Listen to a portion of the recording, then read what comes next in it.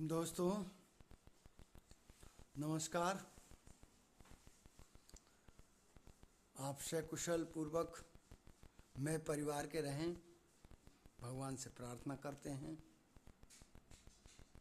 और आज श्रीमद् भागवत के प्रथम स्कंद का 8वां अध्याय आपके सामने वाचन करते हैं, जिसमें गर्भ में परीक्षित की रक्षा, कुंती के द्वारा भगवान की स्तुति और युधिष्ठिर का शोक के बारे में वाचन होगा। आप प्रेम पूर्वक ध्यान से सुने और भागवत पुराण का ये जो कथा वाचन है उसका स्मरण करें। कहते हैं कि भागवत का शून्य मात्र से ही सुनने वाले का कल्याण होता है, इसलिए आप प्रेम पूर्वक आप सुने और पसंद आए तो लाइक और सब्सक्राइब जरूर करें। गर्भ में परीक्षित की रक्षा, कुंती के द्वारा भगवान की स्तुति और युधिष्ठिर का शोक। सूत जी कहते हैं, इसके बाद पांडव श्री कृष्ण के साथ जलांजलि के इच्छुक मरे हुए स्वजनों का तर्पण करने के लिए स्त्रियों को आगे करके गंगा तट पर गए। वहाँ उन सब ने मृत बंधुओं को जलदान दिया और उनके गुणों का स्मरण करके बहुत विलाप किया। तदंतर भगवान के चरण कमलों की धूलि से पवित्र गंगाजल में पुनः स्नान किया। वहाँ अपने भाइयों के साथ कुरुपति महाराज युधिष्ठिर, धृतराष्ट्र, पुत्र शोक से व्याकुल गांधारी, कुंती और द्रौपदी सब बैठकर मरे हुए स्वजनों के लिए शोक करने लगे। भगवान श्री कृष्ण ने धौम्यादि मुनियों के साथ उनको सांत्वना दी और समझाया कि संसार के सभी प्राणी काल के अधीन हैं, मौत से किसी को कोई बचा नहीं सकता। इस प्रकार भगवान श्री कृष्ण ने अज्ञात शत्रु महाराज युधिष्ठिर को उनका वह राज्य जो धूर्तादि छल से छीन लिया था वापस दिलाया, तथा द्रौपदी के शोक का स्पर्श करने से जिनकी आयु छीन हो गई थी उन दुष्ट राजाओं का वध कराया। साथ ही युधिष्ठिर के द्वारा उत्तम संप्रिय में तथा पुरोहितों से 3 अश्वमेघ यज्ञ कराए। इस प्रकार युधिष्ठिर के पवित्र यश को 100 यश करने वाले इंद्र के यश की तरह सब ओर फैला दिया। इसके बाद भगवान श्री कृष्ण ने वहाँ से जाने का विचार किया। उन्होंने इसके लिए पांडवों से विदा ली और व्यास आदि ब्राह्मणों का सत्कार किया। उन लोगों ने भी भगवान का बड़ा ही सम्मान किया। तदंतर सात्विक और उद्धव के साथ द्वारका जाने के लिए वे रथ पर सवार हुए। उसी समय उन्होंने देखा कि उत्तरा भय से बेल होकर सामने से दौड़ी चली आ रही है। उत्तरा ने कहा, देवादिदेव जगदीश्वर, आप महायोगी हैं, आप मेरी रक्षा कीजिए, रक्षा कीजिए। आपके अतिरिक्त इस लोक में मुझे अभय देने वाला और कोई नहीं है, क्योंकि यहाँ सभी परस्पर एक दूसरे की मृत्यु के निमित्त बन रहे हैं। प्रभु, आज आप सर्वशक्तिमान हैं। यह टहकते हुए लोहे का बाण मेरी ओर दौड़ा आ रहा है। स्वामिन, यह मुझे भले ही जला डाले परंतु मेरे गर्व को नष्ट न करे, ऐसी कृपा कीजिए। सूत जी कहते हैं, भक्त वत्सल भगवान श्री कृष्ण उसकी बात सुनते ही जान गए कि अश्वत्थामा ने पांडवों के वंश को निर्वंश करने के लिए ब्रह्मास्त्र का प्रयोग किया है। शौनक जी, उसी समय पांडवों ने भी देखा कि जलते हुए 5 बाण हमारी ओर आ रहे हैं, इसलिए उन्होंने भी अपने अपने अस्त्र उठा लिए। सर्वशक्तिमान भगवान श्री कृष्ण ने अपनी अनन्य प्रेमियों पर, शरणागत भक्तों पर बहुत बड़ी विपत्ति आई जानकर अपने निज अस्त्र सुदर्शन चक्र से उन निज जनों की रक्षा की। योगेश्वर श्री कृष्ण समस्त प्राणियों के हृदय में विराजमान आत्मा है। उन्होंने उत्तरा के गर्भ को पांडवों की वंश परंपरा चलाने के लिए अपनी माया के कवच से ढक दिया। शौनक जी, यद्यपि ब्रह्मास्त्र अमोघ है और उसके निवारण का कोई उपाय भी नहीं है, फिर भी भगवान श्री कृष्ण ने तेज के सामने आकर वह शांत हो गया। यह कोई आश्चर्य की बात नहीं समझनी चाहिए, क्योंकि भगवान तो सर्वाश्वमय हैं। वे ही अपनी निज शक्ति माया से स्वयं अजन्मा होकर भी इस संसार की सृष्टि और रक्षा का संहार करते हैं। जब भगवान श्री कृष्ण जाने लगे तब ब्रह्मास्त्र की ज्वाला से मुक्त अपने पुत्रों के और द्रौपदी के साथ सती कुंती ने भगवान श्री कृष्ण की इस प्रकार स्तुति की। कुंती ने कहा, आप समस्त जीवों के बाहर और भीतर एक रस स्थिर हैं, फिर भी इंद्रियों और वृत्तियों से देखे नहीं जाते, क्योंकि आप प्रकृति से परे आदि पुरुष परमेश्वर हैं। मैं आपको नमस्कार करती हूँ। इंद्रियों से जो कुछ जाना जाता है उसकी तह में आप विद्वान रहते हैं और अपनी ही माया के पर्दे से अपने को ढके रहते हैं। मैं अबोध नारी आप अविनाशी पुरुषोत्तम को भला कैसे जान सकती हूँ। जैसे मूढ़ लोग दूसरा भेष धारण किए हुए नट को प्रत्यक्ष देखकर भी नहीं पहचान सकते, वैसे ही आप दिखते हुए भी नहीं दिखते। आप शुद्ध हृदय वाले विचारशील जीवन मुक्त परमहंसों के हृदय में अपनी प्रेममयी भक्ति का सृजन करने के लिए अवतीर्ण हुए हैं। फिर हम अल्प बुद्धि स्त्रियां आपको कैसे पहचान सकती हैं।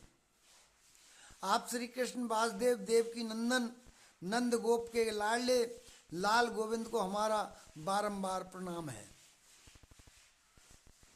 जिनकी नाभि से ब्रह्मा का जन्म स्थान कमल प्रकट हुआ है, जो सुंदर कमलों की माला धारण करते हैं, जिनके नेत्र कमल के समान विशाल और कोमल हैं, जिनके चरण कमलों में कमल का चिन्ह है। श्री कृष्ण, ऐसे आपको मेरा बारंबार नमस्कार है। ऋषिकेश, जैसे आपने दुष्ट कंस के द्वारा कैद की हुई और चिरकाल से शोकग्रस्त देवकी को रक्षा की थी, वैसे ही पुत्रों के साथ मेरी भी आपने बार बार विपत्तियों से रक्षा की है। आप ही हमारे स्वामी हैं, आप सर्वशक्तिमान हैं। श्री कृष्ण, कहाँ तक गिनाऊं विषय से लाक्षागृह की भयानक आग से, हिडम्ब आदि राक्षसों की दृष्टि से, दुष्टों की दूत सभा से, वनवास की विपत्तियों से और अनेक बार के युद्धों में अनेक महारथियों के शस्त्रास्त्रों से, और अभी अभी इस अश्वत्थामा के ब्रह्मास्त्र से भी आपने ही हमारी रक्षा की है। जगत गुरु, हमारे जीवन में सर्वदा पद पद पर विपत्तियां आती रहें, क्योंकि विपत्तियों में ही निश्चित रूप से आपके दर्शन हुआ करते हैं, और आपके दर्शन ही हो जाने पर फिर जन्म मृत्यु के चक्कर में नहीं जाना जा पड़ता। ऊंचे कुल में जन्म पक्ष, विद्या और संपत्ति के कारण जिसका घमंड बढ़ रहा है, वह मनुष्य तो आपका नाम भी नहीं ले रहे और ना ले सकते हैं, क्योंकि आप तो उन लोगों को दर्शन देते हैं जो अंक के चन हैं। आप निर्धनों के परम धन हैं। माया का प्रपंच आपका स्पर्श भी नहीं कर सकता। आप अपने आप में ही विहार करने वाले परम शांत स्वरूप हैं। आप ही केवल मोक्ष के अधिपति हैं। आपको मैं बार बार नमस्कार करती हूँ। मैं आपको अनादि अनंत सर्वव्यापक सबके नियंता काल रूप परमेश्वर समझती हूँ। संसार के समस्त पदार्थ और प्राणी आप आपस में टकरा कर विषमता के कारण परस्पर विरुद्ध हो रहे हैं, परंतु आप सब में समान रूप से विचर रहे हैं। भगवान, आप जब मनुष्यों की सी लीला करते हैं तब आप क्या करना चाहते हैं कोई नहीं जानता। आपका कभी भी कोई न प्रिय है और न अप्रिय। आपके संबंध में लोगों की बुद्धि ही विषम हुआ करती है। आप विश्व के आत्मा हैं, विश्व रूप हैं, न आप जन्म लेते हैं और न कर्म ही करते हैं, फिर भी पशु पक्षी मनुष्य ऋषि जलचर आदियों में आप जन्म लेते हैं और उन योनियों के अनुरूप दिव्य कर्म भी करते हैं। यह आपकी लीला ही तो है। जब बचपन में आपने दूध की मटकी फोड़कर यशोदा मैया को खिला दिया था और उन्होंने आपको बांधने के लिए हाथ में रस्सी ली, तब आपकी आंखों में आंसू छलक आए थे, काजल कपोलों पर भय चला था, नेत्र चंचल हो रहे थे और भय की भावना से आपने अपने मुख को नीचे की ओर झुका लिया था। आपकी उस दशा का लीला छवि का ध्यान करके मैं मोहित हो जाती हूँ। भला जिससे भय मानता है उसकी यह दशा। आपने अजन्मा होकर भी जन्म क्यों लिया है, इसका कारण बतलाते हुए कोई महापुरुष यूँ कहते हैं कि जैसे मलयाचल की कीर्ति का विस्तार करने के लिए उसमें चंदन प्रकट होता है, वैसे ही अपने प्रिय भक्त पुण्य श्लोक राजा यदु की कीर्ति का विस्तार करने के लिए ही आपने उनके वंश में अवतार ग्रहण किया है। दूसरे लोग यूँ कहते हैं कि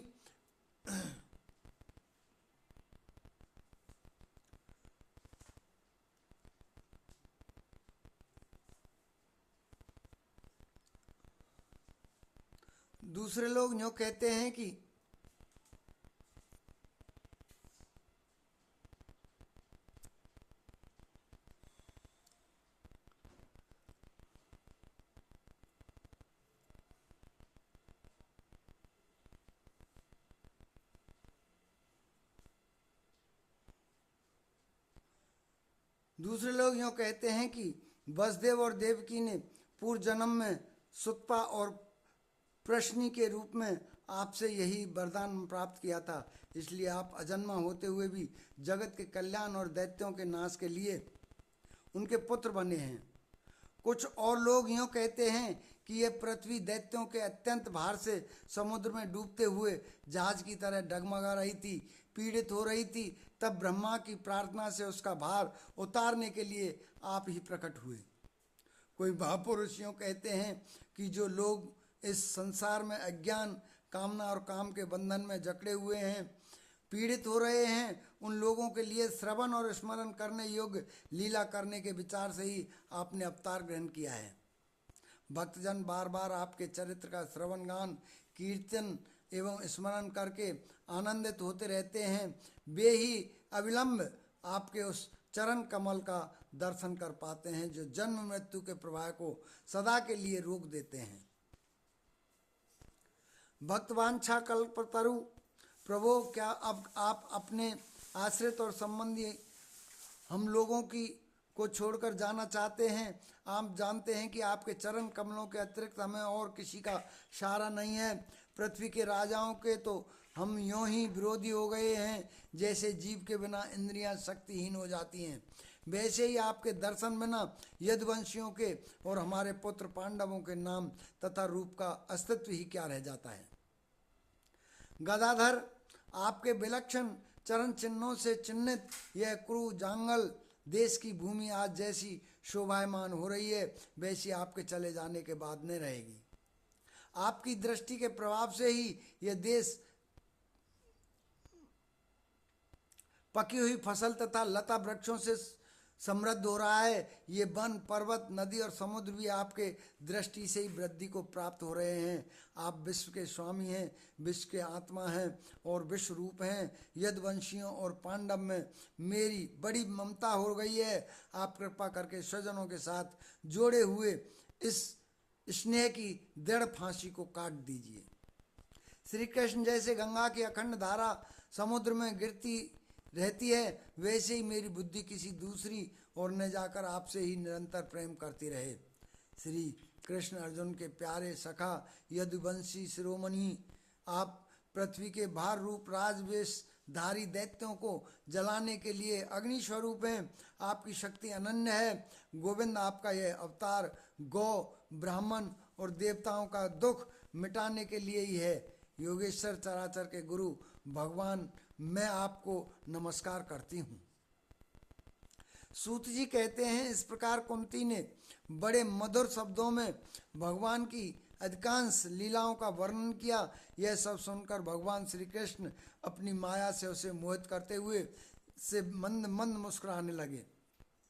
उन्होंने कुंती से कह दिया, अच्छा ठीक है, और रथ के स्थान से वे हस्तिनापुर लौट आए। वहाँ कुंती और सुभद्रा आदि देवियों से विदा लेकर जब वे जाने लगे तब राजा युधिष्ठिर ने बड़े प्रेम से उन्हें रोक लिया। राजा युधिष्ठिर को अपने भाई बंधुओं के मारे जाने का बड़ा शोक हो रहा था। भगवान की लीला का मर्म जानने वाले व्यास आदि महर्षियों ने और स्वयं अद्भुत चरित्र करने वाले भगवान श्री कृष्ण ने भी अनेकों इतिहास कहकर उन्हें समझाने की बहुत चेष्टा की, परंतु उन्हें सांत्वना न मिली, उनका शोक न मिटा। शौनकादि ऋषियों राजा युधिष्ठिर को अब स्वजनों के वध से बड़ी चिंता हुई। वे अविवेक युक्त चित्त से अनेक और मोह के वश में होकर कहने लगे, भला मुझ दुरात्मा के हृदय में बद्ध मूल हुए इस अज्ञान को तो देखो। मैंने शियार कुत्तों के आहार इस अनात्मा शरीर के लिए अनेक अक्षिणीहीनी सेना का नाश कर डाला।